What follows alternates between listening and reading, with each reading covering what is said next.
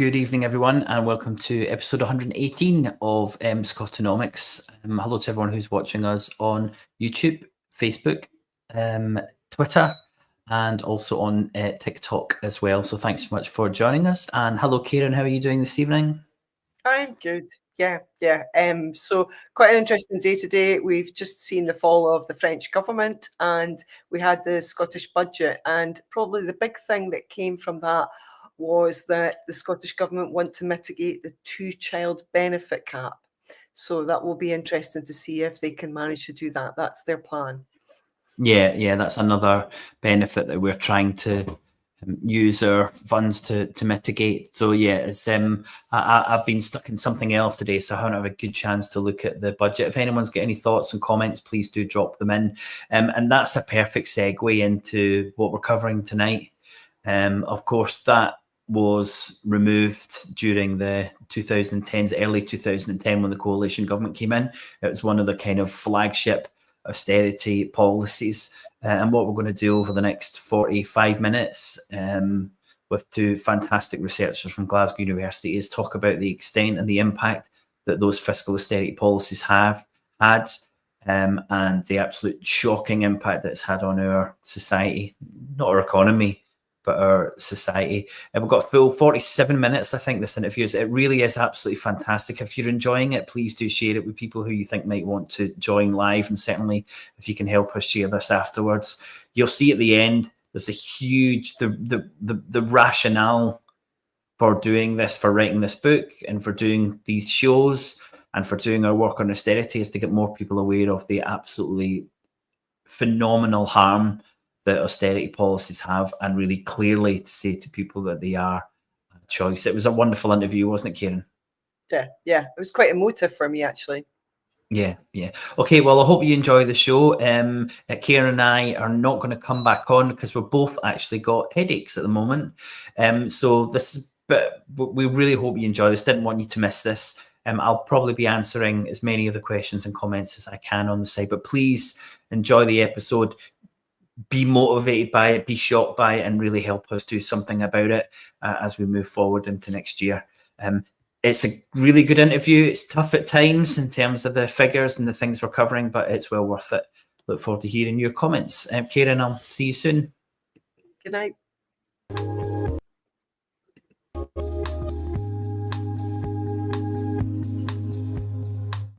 Well, good morning. Thank you, David and Gerry, very much for joining us and coming to talk about your book, which is titled Social Murder. So, can you tell our audience a bit about your background and your research interests? I'll start with David and then go to Gerry. So I've worked in this world of health and public health research for over 30 years, I'm afraid, specifically 25 years in public health research. I now work at a university. I'm at the University of Glasgow, where I'm a senior lecturer in health inequalities, but I've only actually been here since February, and previously I had different research roles within the NHS, including 17 years at the Glasgow Centre for Population Health. And I've always done work around different aspects of health inequalities, and in the last few years, a particular focus on the extraordinary change to health inequalities brought about by austerity policies, which has been part of, obviously, the motivation for this. So I was a GP originally, many years ago in Paisley, and I retrained in public health, and for a long time I ran a research team for the National Public Health Agency in Scotland. And as part of that role, I was, I guess, partly responsible for leading a research team whose duty it was to describe and explain the trends in health and health inequalities in Scotland. And so this led myself and David and other colleagues to focus in a little bit more on why life expectancy had stopped improving in Scotland, but also across the UK from around 2012 onwards. And this book that we've just published is a sort of culmination of all of that work and an attempt to try and summarise all of that research in a more accessible way and for a broader audience. That's interesting that you say you were a GP before and then you went into public health. Did you feel that you could do more in public health than being a GP? Well, I probably wasn't a very good GP, so doing anything else probably was better for the population's health. But yeah, there is a sort of cliche, but there's a truth to it that as a GP, you end up trying to treat poverty and unemployment and social problems with pills. And that becomes quite frustrating, both for patients and for the GP quite quickly. So you can do some good, but you're limited in what sort of span of control you have. So I was always interested in looking at public health and sort of moving my career in that direction. And certainly you have got more scope to discuss the broader economic issues that drive the health of populations. And that's obviously what this book's more about. So perhaps maybe both of you want to answer this in different ways, but what was it that made you decide to write this book? Well, there's a number of motivations, I think. Obviously, we were doing a lot of work in this area, and it's obviously helpful to kind of pull together all the different bits of research that have been done so they're all available in one place. But I suppose the biggest motivation is, having done a lot of presentations and had a lot of discussions, is the lack of awareness out there about what's been going on. And I don't even mean just the general public. I mean, in terms of speaking to lots of politicians. We were through the Scottish Parliament a few times, and I was pretty astounded by the level of ignorance around what's been happening. And when I say what's been happening, I mean, it's hard to overstate this, but the changes to mortality rates among the poorer populations across all of the UK since austerity policies came in have been nothing short of astonishing and horrifying. So I can show you all sorts of things, but you know, if you look at certain populations where mortality rates have been coming down over many years, which is what should happen in a wealthy society, people should be living longer. That's what mortality rates coming down shows. After 2010, those trends just basically stop coming down and go into reverse. So that means that people are no longer living longer; they're basically, on average, dying younger. And you know, it's beyond comprehension how this can happen in such a wealthy society. So, as I say, you know, as part of the world of research, you do a lot of presentations, you attend a lot of meetings, and the lack of understanding, as I say, in the part of politicians, but also in the general public, and we've tried to get that message out through press releases and all that, and the extent to which that's been successful is questionable. So I suppose the book is another attempt to try and shout about this and make people aware of, frankly, the horror of what's been going on. And Gerry, were those similar motivations for you, or was there something else? Yeah, so it's a similar sort of motivation, but just to add to what David said, that I think we also are at risk a little bit in public health of speaking within our own bubbles. So we end up doing a lot of presentations to other health researchers, but what we were finding in our research was that it was economic policies and in particular austerity policies that were driving this vast changing trend. And so it becomes necessary for us to get outside that public health body and speak to people who have got a broader public policy interest. So whether that's economists or economic think tanks, politicians, opinion leaders, but also the general public to make them aware of it. So it's an attempt to have a much broader audience about the role economic design and economic policy decisions are having on health trends. And with the best will in the world, health professionals can't fix this very easily, and so we do need to speak beyond those bounds. Social murder, a lot of people will find the title shocking, the idea that people are killed socially. So can you explain what social murder means and where the term comes from? Yeah, so we haven't coined this, I emphasise. So many of your listeners, viewers will know this, but it was used famously by a German called Friedrich Engels. Engels was a philosopher, social scientist, author, and many, many more things besides. And he used it famously when in a book called The Condition of the Working Class in England, which he wrote when he was working in Manchester in the 19th century at the height of the Industrial Revolution.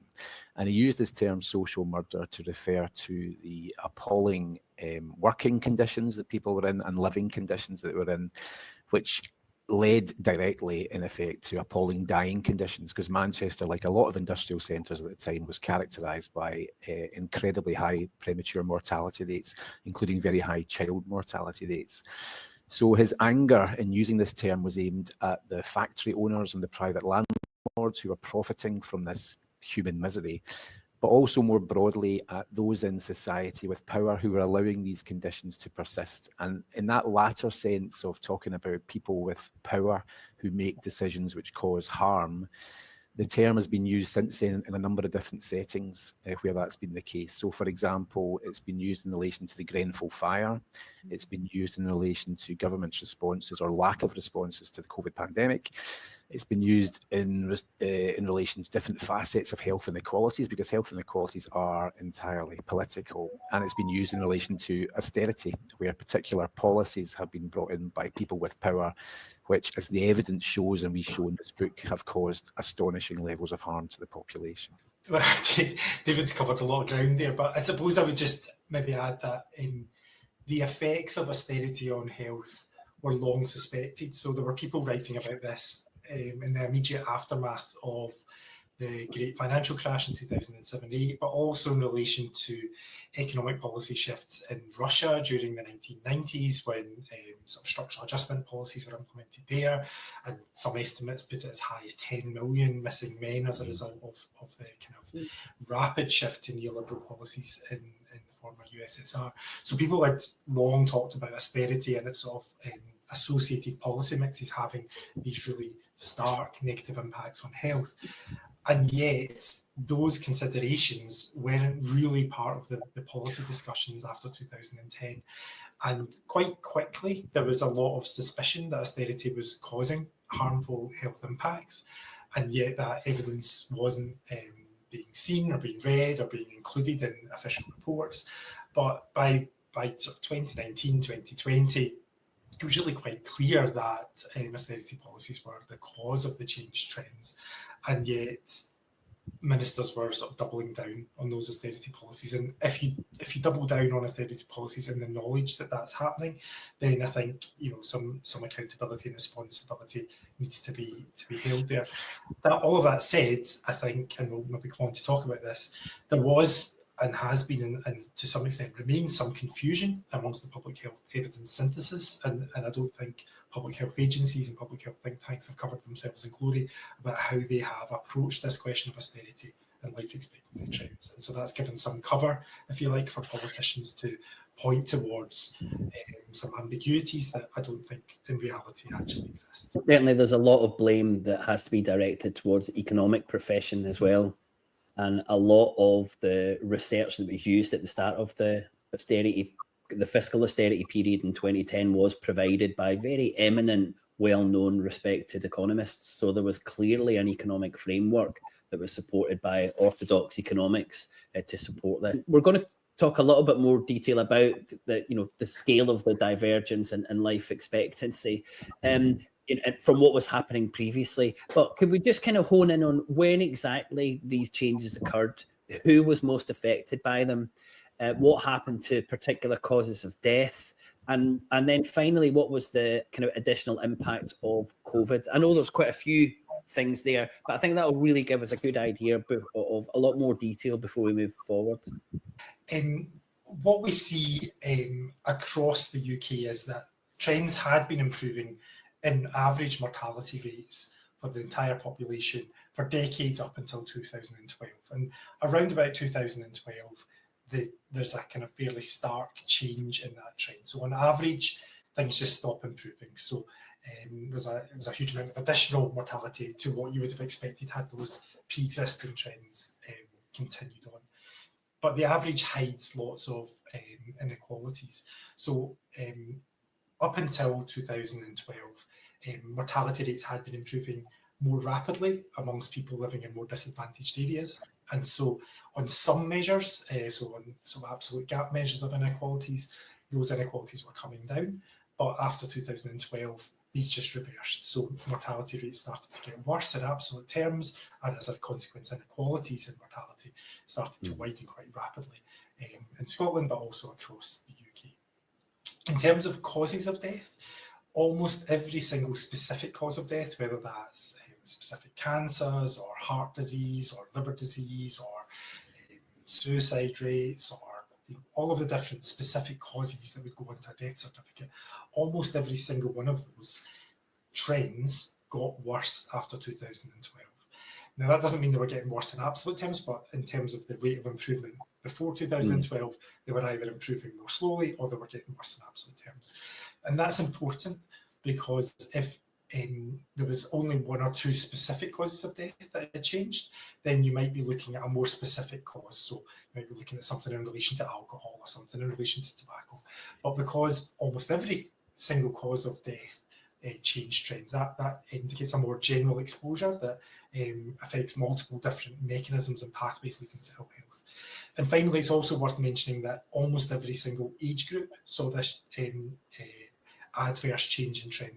So again, some age groups were still improving in absolute terms, but they were improving more slowly. But for some age groups, things were getting worse in absolute terms. So again, it was affecting the whole population, it was affecting almost all age groups, but it was differentially impacting more severely on those living in the most disadvantaged areas. Imagine what Gerry's just talked about in terms of among poorer populations, mortality rates, a line coming down, so it was improving, then it stops within a couple of years of austerity coming in and starts going in the opposite direction, starts going up a bit.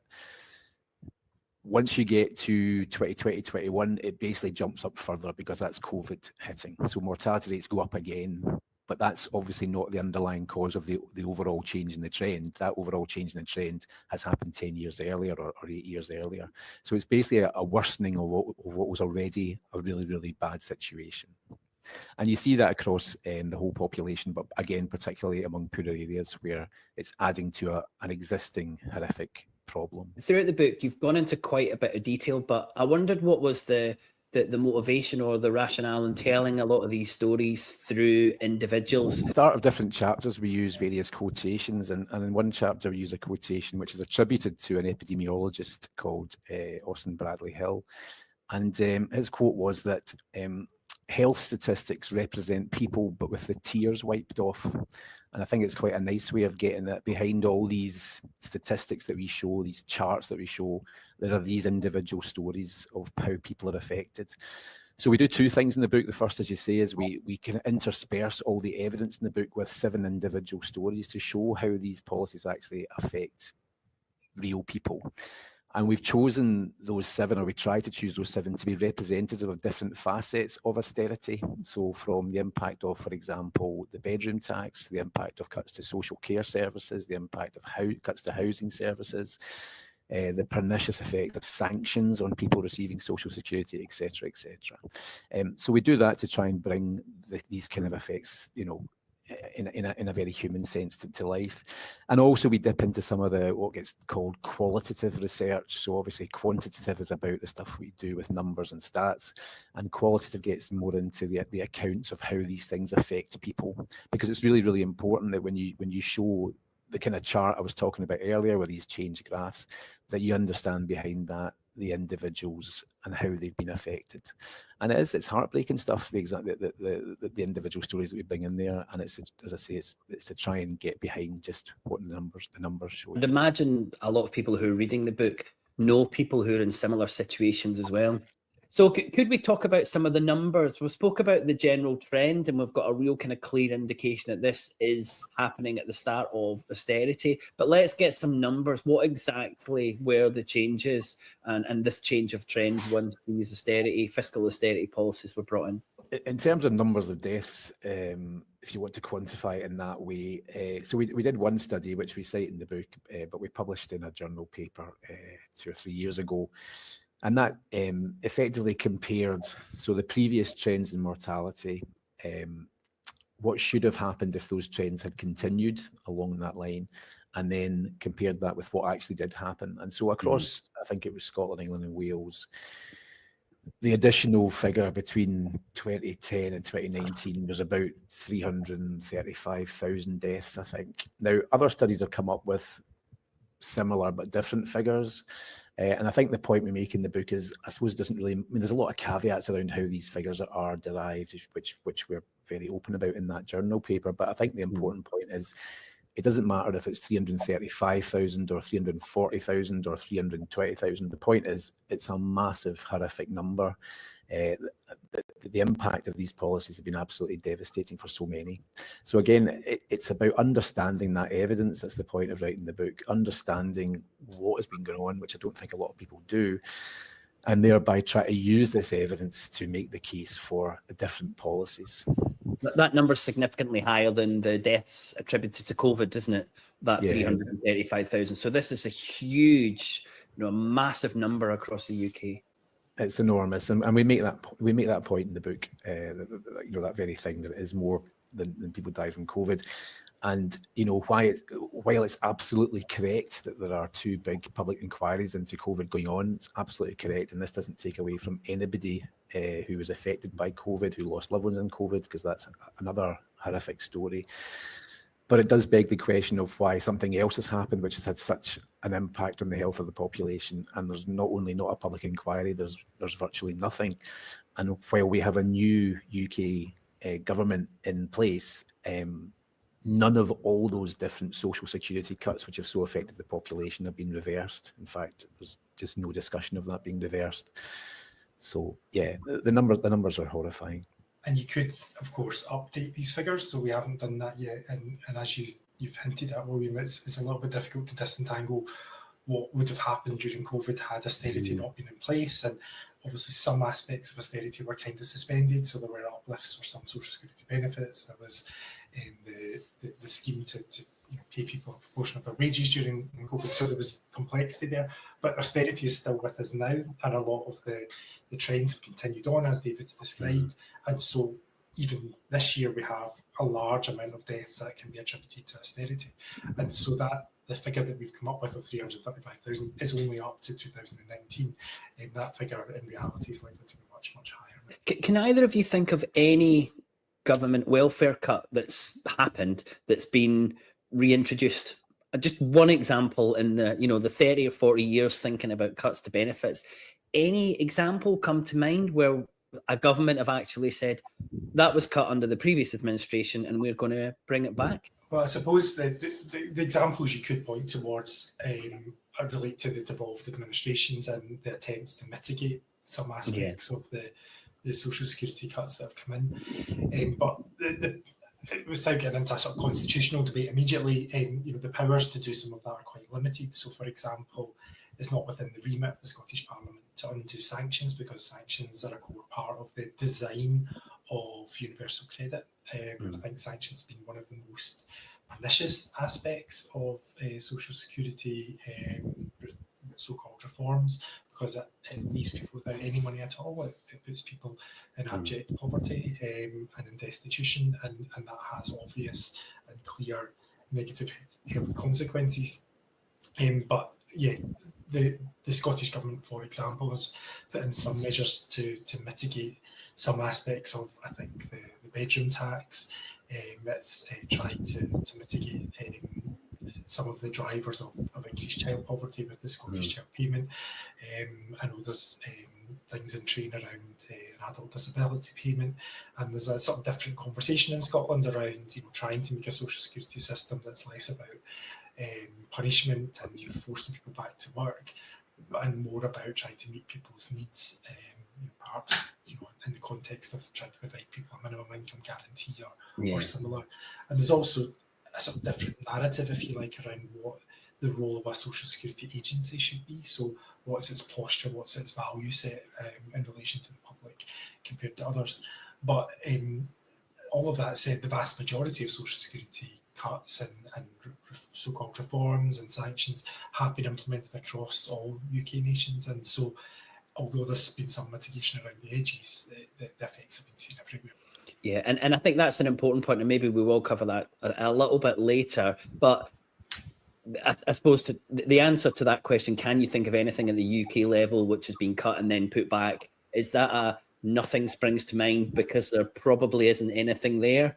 And that general assumption that once there's a welfare cut takes place, it just disappears off the kind of political discussion board? There's certainly nothing specific coming to mind, but there have been times in previous governments where, for example, child poverty levels have come down because of particular policies introduced. And one of the impacts of the austerity policy since 2010 has been a dramatic increase in child poverty, because it's been poorer families with children that have been most affected.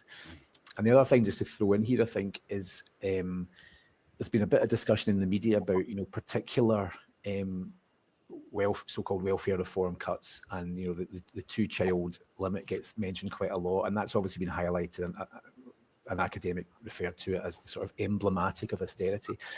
But it's worth just pointing out that although that's been talked about, that's only one out of literally hundreds of reforms that were made. In the very first Parliament, the Conservative Liberal Democrat coalition, they introduced more than 150 separate so-called reforms, which were cutting levels of social security and entitlement to social security. So the scale of the changes to social security has been absolutely astonishing. That was only in the first Parliament. It's then been followed by further cuts over 14 years. So although people talk about, bring back this one or that one, it's understanding the totality of the changes and what the required policy response is to that. I think that is really good for framing, David. But what I'd also like to add, because I don't think it's covered in the book, is the role of the UK government's fiscal framework. And as you'll know, these are the set of rules that say you cannot break these rules in terms of spending.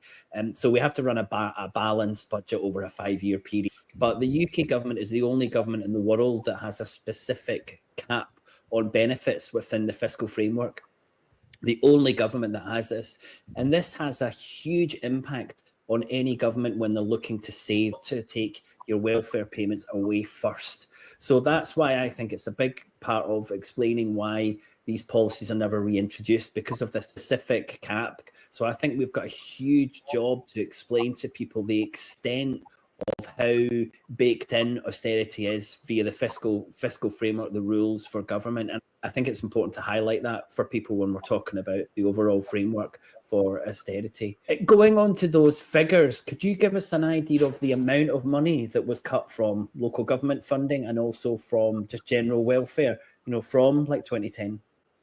Yeah, so I don't have them right in front of me, but they're all in the book. They vary an awful lot.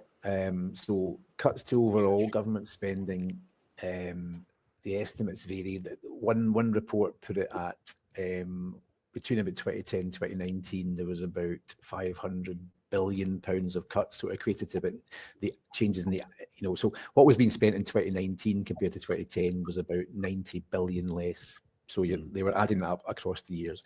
Again, a bit like the previous discussion around numbers, it doesn't really matter, I suppose, if how precise that is or whether it's a little bit lower or a little bit higher. It's an astonishing amount of money. And then within that, an astonishing amount of money has been cut from the annual social security budget. And the estimates, again, vary between 30 billion per year to about 55 billion per year. The truth is probably somewhere in the middle of that. The government themselves are aiming to cut about 47 billion pounds a year. But again, the point isn't what the precise figure is. It's just an astonishing amount of money that's been cut. And it takes you into a broader discussion about, what kind of society you want to live in, because in a kind of civilized society, there's a safety net there, a social security safety net to kind of help people in their time of need. But in the UK since 2010, that safety net's basically been pulled away from so many, and that's why we see the figures that we see. That's why we tell the stories of people that we tell. It's beyond belief what's been done since 2010, really. And that 90 billion figure, that's about half of Scotland's GDP. Everything that's produced in Scotland over a year, then half of that was cut from local government funding. So these are huge, absolutely huge figures. We do a similar crude thing in terms of comparing some of these figures to the GDP of particular countries. It's just really to make the point of how big the figure is, and to give, again, in this, Gerry talked about trying to make the book a bit more accessible, just to give the average reader, if you like, some kind of idea of the size of this, because it's astonishing, the scale of cuts, absolutely astonishing. But this was bound to happen after we spent so much money bailing out the banks in 2010. So maybe people didn't want to do it, but it had to be done. So this wasn't a choice. This had to be done for sake of, I'm struggling to think of these arguments now, the sake of the public finances and our grandkids. These changes had to be introduced. What's the response to that? This kind of speaks to the argument that at the time, the IMF, the World Bank, the OECD, various international financial institutions, the European Central Bank being another important one, sort of made at this point in time. And I know you've talked about this before on your podcast, William, in relation to some of the so-called evidence that underpinned that. So the famous and Reinhardt book, which claimed that having high levels of government debt would be a drag on economic growth. So there was various justifications made for austerity policies at that time, so 2009, 2010. But these don't really stack up. So a lot of those papers have been debunked in different ways. Simple arithmetical errors found that change the conclusions. And it seems much more likely that it was a sort of ideological set of decisions that were put forward through these financial institutions on the basis that people sort of had a belief that a small state would be better than a sort of more developed, high quality set of public services. And I suppose it is worth just reminding us that not all countries introduced austerity in 2010. So a lot of European countries did because they were under the aegis of the European Central Bank that was pushing it. But countries elsewhere didn't necessarily do so. And we've also seen in history points where there have been very high levels of government debt, and yet public services have been invested in. So after the Second World War, for example, Britain was in a very difficult position financially. It had taken on a lot of debt to fight the war. But that was the time where we built the NHS, we built local government, we built state pensions, we built the welfare state in its entirety over the subsequent 20 years. Government debt or public debt in 1946 was 250% of GDP. And when we're talking about austerity, we were closer to about 50 or 60% of debt to GDP. So it's a huge difference. Absolutely, and it's worth citing some of these numbers. So Mark Blythe, in his book around austerity, sort of examines some of these kind of historical precedents and thinks through, well, why is austerity implemented so frequently? And it's difficult to come to the conclusion it's to maximise economic growth. You certainly wouldn't come to that conclusion to improve health or social welfare. So that leaves you with the question, well, what is it about austerity that's so attractive to so many different groups? And it's difficult to get beyond a sort of different set of values or a sort of an ideological position. It's become sort of normalised through the media, with the false equivalence of household budgets and government budgets, for example, being one mechanism through which that's kind of been normalised. But it's been really damaging. It's been really damaging for health, as we've described, but it's been damaging for a whole range of other outcomes too. And I don't think it's been necessary. So, yeah, difficult to know what the rationale was for different. You know, the reason for me that I'm on this show, or that we've created this show, fundamentally, if I go right back to it, is austerity. So I went to see a couple of authors called Vicky Cooper and David White and their book about the violence of austerity in 2017. And even then, their figures were really shocking me. I mean, obviously, I'm very political. I was very aware of austerity and following what was doing. But, you know, their statistics were really clear. They describe it as class war. They're quite clear about that, and I would agree with that. I want to come back to your paper for 2022. What stuck out for me, as someone who's interested in economics as well, is the difference in Japan. So Japan's life expectancy increased, and when we saw everyone else more or less go down, and Japan are running a deficit of 250%. So, you know, it's telling you that you make a decision about government spending, and the government spending its own currency out into the world. And what does that do? And it can either enrich people in the small sections of the society, or they're going to make sure, if they do good governance, that the majority of their people are well looked after and well. And, you know, it's very clear what's happened in the UK since 2010. And your book and your papers also really make that clear. So I'm really thankful for your work. I just want to say that. And I'm very angry about it all happening.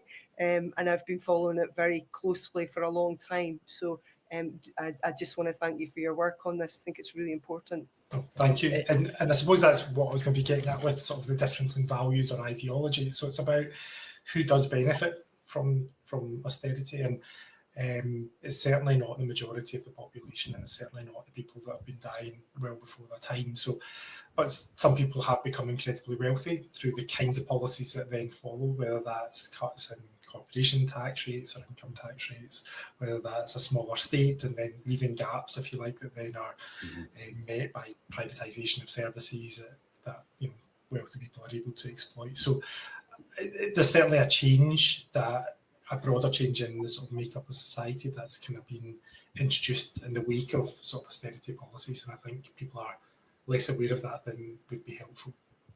I mean, the other section of society it's been really difficult for are disabled people, and the bedroom tax hit them disproportionately. Of course it did. So it's not just a class war; it's a war against people who are not wealthy and don't have protections there that it would seem that the ruling class expect that you should have and somehow should be born into. So it's really it's very clear from the work both that you've done and the other authors I was talking about that that's really what's happening here, and I hope that your book helps to highlight that to a lot more people. I want to come back to your paper again. You say on page 87, you want to see an increase in funding to public services back to 2010 levels as a minimum for local government. But you have separated Scottish and UK government, which we always try and do in the programme and get people to understand the difference between what one can do and what the other can do. But, if you're going to suggest that the Scottish government, take funding back to 2010 levels, where should they then take that money from? Because obviously they're not a currency issuer, as the UK government is. The UK government can spend first and tax second, but we've only got a very limited amount of wiggle room there. So what do you think needs to be pulled back on spending-wise in order to make that happen? So first, if I could just say something on inequalities before I address that directly. So you're right to highlight disabled people or people with disabilities as a particularly impacted group, and we don't go into it in a huge amount of detail across the book, but the impacts of austerity have been intersectional. So women have been impacted disproportionately in terms of the cuts that they've experienced. We've touched on ethnic minorities, people with disabilities. Different age groups have also been impacted by austerity. So pensioners have been relatively protected compared to working age people in terms of the cuts to social security. So the impacts have been differentially felt across the population. But to come back to your later question about how to fund, if you like, local government in a devolved context. So clearly the Scottish government gets a large proportion of its revenue stream from UK government decisions. And so you have to understand that kind of nested nature of devolution, and so anything that happens at UK government level has massive implications for Scotland, irrespective of what the Scottish government do. But that I don't think should let the Scottish government entirely off the hook. The Scottish government does have a number of powers, and indeed there was a publication last week by Tax Justice Scotland which sort of highlighted the range of powers that the Scottish government has at its own disposal to both redistribute money and to raise additional taxes. So I don't think I would accept the proposition that local government should be funded instead of some other funding to public services in Scotland. I think we need to find money to do both. Now, clearly that's incredibly difficult within a devolved context when the UK government funding is not increased back to 2010 levels. But it doesn't mean there's nothing that can be done. So we still have, for example, an incredibly unfair local government system of taxation. Reforms around that or replacement of that could do a lot to both make things fairer but also to increase revenues. And there's a whole range of other things that we could do in that space as well. There's been a number of publications that have addressed this. So there's a couple of publications from the STUC, for example, which just showed how additional levels of taxation, of taxing, I can't remember if it was particular assets, it certainly involved a fairer council tax, but it was things that the Scottish Government could do within its powers to raise literally billions of pounds. So it's not that isn't there. There's been two separate reports published by them. Gerry just mentioned that other report there. There's a lot of stuff out there showing what the government could do with its existing powers to raise money. So they know where to look if they're being asked the question themselves. Yes, I think, for example, the council tax that is definitely something that could be changed. I would be concerned that if we tried to change it here in Scotland, that we might end up with another Section 35 where we're told we can't do that. The limits of devolution have been shown to be restricted a lot more recently as well. And the other thing to bear in mind as well is if you increase taxes here, then if that will reduce the block grant. So, you know, there's always a certain amount of control from Westminster about how much money or currency, I would say more clearly, circulates around the Scottish economy. So I think that also has been borne in mind as well by all these organisations. And I noticed that Professor Richard Murphy wrote a response to Tax Justice Scotland, just to remind them that some of the asks they were making weren't really possible, and they weren't really possible within the devolved framework as well. And I often hear when trade unions are talking on the radio, they're often asking for things that really aren't actually possible. So I think that has to be borne in mind by the audience who's listened to that as well, to be really sure about what is possible and what's not possible within the devolved context. Yeah, I think it's a really important point, Kieran. Things can be changed, but they're to a small extent, I guess, is what I'm saying. And I know the figure that we found was that the extra revenue that was generated by the changes in the income tax, 80% of it was offset by the block grant. So for every £100, we got 20 of those pounds via tax. So I think that is a significant concern when we're looking to tax. And obviously we would be seeing the UK government as the generator, the creator of the currency. And that's what we need. We need much more UK government spending to solve these problems. Sure, tax is really important, especially to redistribute, but we shouldn't be looking at taxation to solve these issues. We should be using taxation for other means. Yeah, well, I guess, what do you both think that the role of the local authority? What do you think we can do better? So again, in terms of the book and the evidence we present, when you're breaking down austerity into its components, into the two main parts are obviously astonishing levels of cuts to social security, provision and entitlement, and also the cuts to local government. It's a slightly complex matter because there's been a bit of research done showing that in England as a whole, cuts to local government, which obviously impact on all sorts of vital local social services, were much greater in Scotland and also than in Wales, because there was some mitigation through going through the devolved governments. Nonetheless, particular areas, including within Scotland, were particularly hard hit because the overall characteristic was that the poorest areas had the greatest cuts made to them. So Glasgow suffered particularly. And in terms of what we do in the book, is I suppose it's about emphasising the importance of those of the funding for local government services, because everything they do for society in terms of, you know, adult social care, child social care, social protection, addiction services, housing services, everything that basically people depend on anyway, but those in particular need have an even greater dependence on. And one of the stories in the books is again somebody who, well, there's two actually, one who's been particularly affected by cuts to housing money basically in the local authority area in England, and one whose life has been turned upside down by cuts to social care. So it's about getting across that message of the importance of funding to local government to provide all those services, which again gets into the whole discussion about what you should have in a civilised society, and whether people who are vulnerable, who need help, should be provided with help, or whether they should be somehow just kind of cast adrift for particular political reasons, which in effect has happened. I just wanted to give you a quote from Clara Marty's book, Austerity, the Capital Order, and she says, "No physical weapon could have been as powerful as this theoretical framework in removing agency from workers and justifying private profit." So there is a huge body of evidence around the impact of austerity harming the poorest in society. Well, I want to try and end on a little bit of a positive note, if that's at all possible. In the book, you say that we're now in a new era of health inequality in the UK. Is there anything that gives you hope that this era might be a short era and things might change? Right, okay, well, thanks for that answer. Hold on till I dig into my reservoir of untapped positivity. So it's pretty difficult, isn't it? The picture we paint in the book is a truly horrific one. I've got to be honest, it's astonishing. And as I say, you lose some of this when we're not able to kind of show some of these charts and the reversal of some of these trends.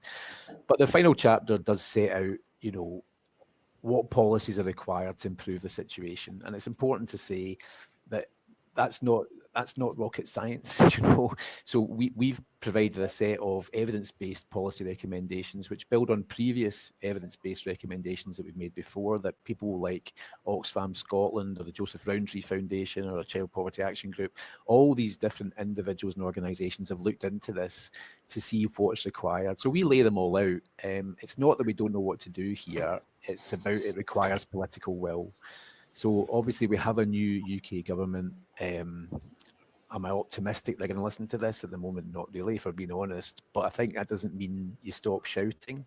And it doesn't mean you stop having hope that if enough people are aware of the evidence, that somehow we can bring about some good in terms of making politicians aware of this evidence. So David and I have been doing a few interviews over the last week or two just in preparation for the launch of the book.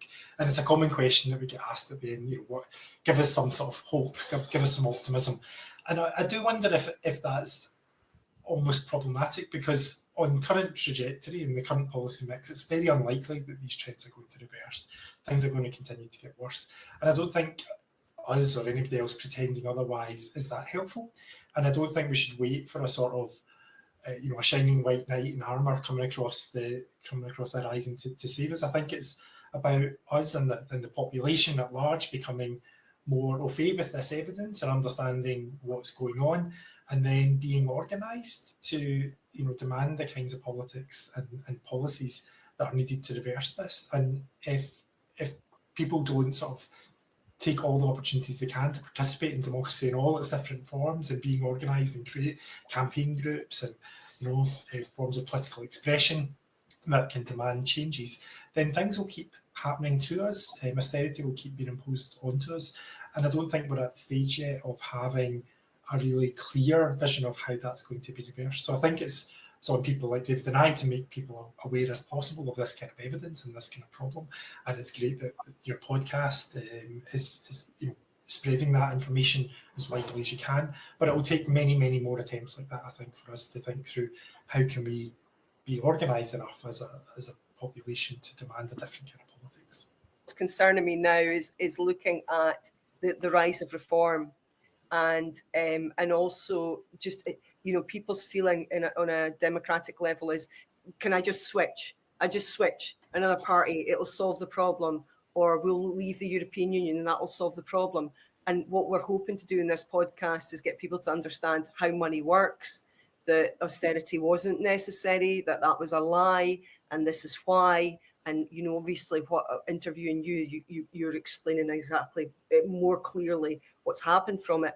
But we hope to get people to understand what money is and how it functions, so that on a democratic level they understand who they're voting for and what they're saying, rather than just believing quick sound bites from television programs, etc. Hopefully we can achieve that a little bit, and hopefully your book can achieve that too. Yeah, well, certainly I would say the work that we are doing on the austerity framework, which I know I shared with you, Gerry, I think explains to people that this isn't a quick fix. And that was a little bit of a loaded question, because if you were going to come back and say we can do all these things, I was going to say, but you need a policy framework at subnational and national level that understands all of this, and the economic structure is not supportive of all of these policies. And I think that's why we need a radical change of the frameworks, the beliefs, the methodologies, the methodologies that underpin how we form our economic policies. Because without that, then we are just going to continue with austerity. And then my final point that I wanted to mention was Clara Matee breaks down austerity into three areas: fiscal, monetary, and industrial. And I think you've done a wonderful job on highlighting the impact of fiscal austerity. That's the most painful, the most obvious. But I think there's still work to do to people to highlight the role of monetary austerity. Is certainly back now with the huge amount of money that's paid to the already wealthy via interest rates. And finally, this industrial austerity, which is long-term impact on people's work and working conditions. So even that depth 280 page of book that you've written with all of that stats, it's still only covering one of those three aspects of austerity. That's how deep and impactful it is. And we've got so much work to try and highlight what those impacts are and what a terrible effect they're having on our society. But you've done a wonderful job. There's some wonderful information in there. And I think it's really important to share the things that they see to help re-emphasize and re-educate people who might have forgotten how absolutely shocking that high level of fiscal austerity period was. Any final thoughts? I'll just throw in, as you're plugging the book there, just throw in the relevant point that we're not actually making money out of this before we're accused of any hypocrisy. So any royalties from the book go to NHS charities. So if people can afford to buy it, I'd encourage people to buy a copy. And even if they don't enjoy it themselves, send it to their local MP, so maybe they might understand some of the evidence. I think that would be a really great Christmas present for lots of people to do that, to send to their MPs. Yes. Mm-hmm. Well, thanks very much. It's been a really interesting discussion. Best of luck with the book. I know this is one of many interviews you're going to do around the work. And on a very selfish note, I'm really pleased that this has come out from Glasgow University, because I think it's a hugely important bit of work that we can add to a lot of scholarly work that's been done on austerity over the last decade or so. So thanks very much, guys. Thanks for having us on. Thank you.